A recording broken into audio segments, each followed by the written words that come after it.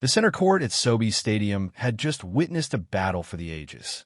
2 hours and 41 minutes of relentless tennis, broken ankles, and shattered expectations. Alex Eala had survived. Caty McNally had fallen. But when the American walked to the net, her face streaked with sweat and exhaustion, she didn't look defeated. She looked grateful.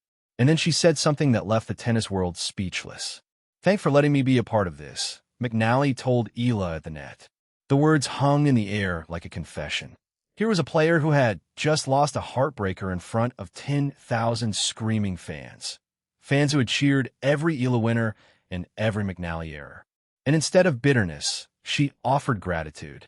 Instead of excuses, she offered grace. Toronto, Canada, August 7th, 2026. The National Bank Open had become the stage for one of the most dramatic matches of the season. Alex Eala, the 25th seed and world no. 20, was facing Caty McNally, the American who had just stunned the tennis world by defeating reigning Wimbledon champion Linda Noskova in straight sets. The script had been torn up. Instead of a blockbuster rematch between Eala and Noskova, fans would witness a first team meeting between two players on vastly different trajectories. Eala came into the match wary of McNally, who had posted the biggest shocker of the tournament by eliminating Wimbledon champion and 6th seed Noskova, 7-6-5, 6-1 in the second round.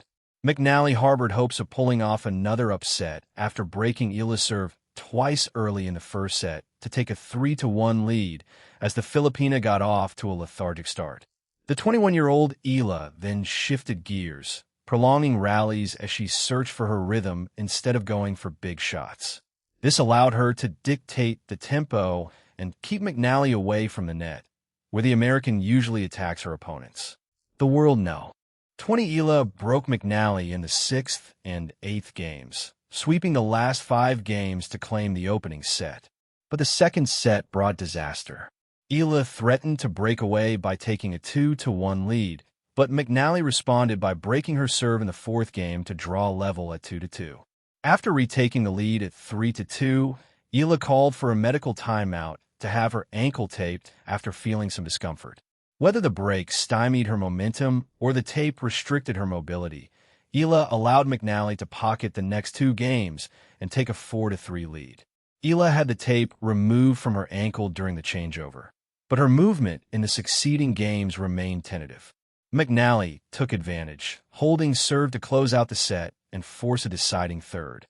The match was slipping away. Eala's winning streak was in jeopardy, and the Filipino fan army held its breath. The third set was a test of wills. Eala knew she needed to establish her imprint early, and she did just that by regaining control of the exchanges and breaking McNally in the opening game to take a 2-0 lead. That proved to be enough cushion for Eala, with both players holding serve the rest of the way. But McNally refused to surrender. She threw everything at Eala, pressing relentlessly and showing the fight that had carried her past Noskova. The biggest test came when McNally raced to a 30 lead and threatened to erase the deficit. From there, the two traded holds, McNally repeatedly showing the fight that had made her such a dangerous opponent, while Eala increasingly looked like the player who has spent the past several months learning how to survive precisely these moments. The Filipina closed out the marathon battle after 2 hours and 41 minutes in the day's final match at the 12,500 capacity stadium court of the Sobeys Stadium in Toronto, Ontario. The final score was 6-3, 5-7, 6-4. Eala had extended her winning streak to 7 matches. She had survived the injury scare. She had beaten a player who had just stunned the Wimbledon champion. But the match had taken everything out of her. Speaking in her post-match press conference, Eala explained why she was so emotional. "Yeah, I think this match was really challenging for me. I think the whole 2 weeks, I guess, have been very challenging. Each match that I've played has presented its unique set of challenges." She continued, "Yeah, today, obviously it was really close. I think, I'm feeling the effects of just everything." Eala also provided a fitness update, having rolled her ankle during the match. She confirmed that the injury was not serious, but the physical toll was evident. "Today was physically, it pushed me a lot," she said. I have a lot of matches in the bag, but that goes for good and bad. After the match, McNally faced the press. Her words would become the headline that dominated the tennis world. She had every reason to be bitter. She had pushed the tournament favorite to the limit. She had exposed Eala's injury and nearly pulled off another massive upset.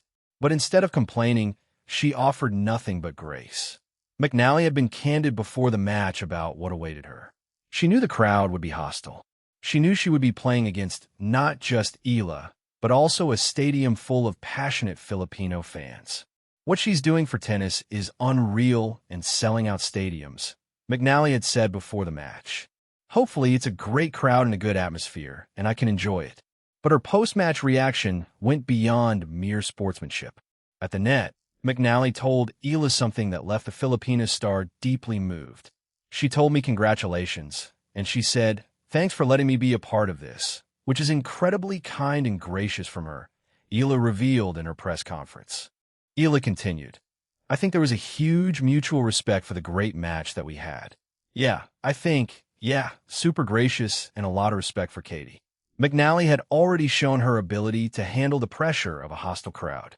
At 17, she had faced Serena Williams under the lights at Arthur Ashe Stadium and stunned the six-time champion by winning the first set. Williams later said, "She showed no fear." 7 years later, McNally showed that same composure against Eala. She didn't try to silence Toronto. She tried to play through its roar. McNally's reaction was about more than just one match. It was a recognition of something larger, the Eala effect that had taken over the tennis world. Before the match, McNally had spoken about the phenomenon with genuine admiration. "What she's doing for tennis is unreal," she said. She acknowledged that Eala had achieved something rare in the sport. She had made tennis relevant in a country that had never produced a star. The Filipino fan army had transformed the National Bank Open. Tournament director Carl Hale admitted that the response was unprecedented for a player ranked outside the top 5. Tickets had sold out within 30 minutes, forcing organizers to move Eala's match to the larger center court. McNally understood that she was part of something bigger than a tennis match. She was part of a movement. Eala has spoken about the unique support she receives from Filipinos around the world. "I think we're just very proud of where we come from," she said. "We have a really strong sense of community, and you can see it whenever someone succeeds. We're a community that uplifts each other." Her breakthrough has drawn recognition from the highest office in the land, with President Ferdinand R.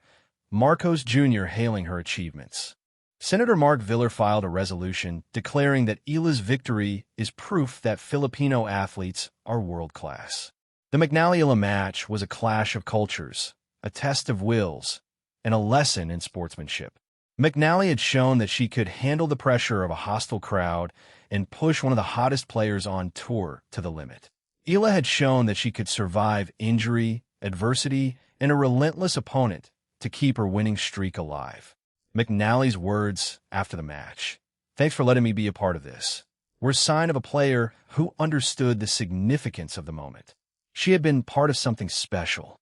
She had experienced the Eala effect firsthand, and she had emerged with grace. Eala, for her part, was grateful for the challenge. She had been pushed to her physical and mental limits, and she had survived. "I'm really proud of how I handled today and what I did on court," she said. The victory set up a fourth-round showdown with World No. 14 Belinda Bencic. But for now, Eala was allowed to celebrate. She had extended her winning streak. She had survived the injury scare, and she had earned the respect of an opponent who could have been bitter but chose grace instead. From the rolled ankle that could have ended her run to the victory that proved her resilience, Alex Eala showed the world what it truly means to be a champion. And from Caty McNally, she received something even more valuable than a win. She received respect. "Thanks for letting me be a part of this," McNally said. It was a moment of pure sportsmanship that reminded the tennis world that in the end, the greatest victories are not just about winning. They're about how we treat each other along the way.